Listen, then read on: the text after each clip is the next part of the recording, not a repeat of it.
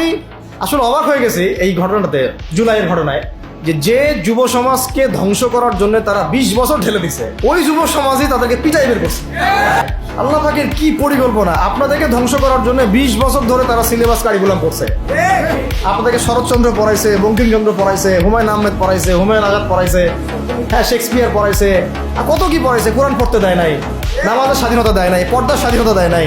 আমাদের বোন পর্দা করে পরীক্ষা দিতে গেছে, নেকাব খুলে ফেলা হয়েছে, কি করে নাই। কিন্তু ওই ছাত্র জনতার হাতেই পিটানি হয়েছে। আল্লাহ পাকের দেখছেন কি একটা মিরাকেল, আল্লাহ পাকের কি মানে কুদরত, কারিশমা।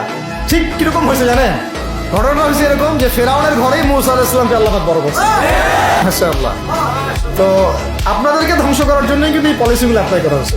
এখন এই আল্লাহ পাকের রহমতে আপনারা বিপদে যান নাই, আলহামদুলিল্লাহ।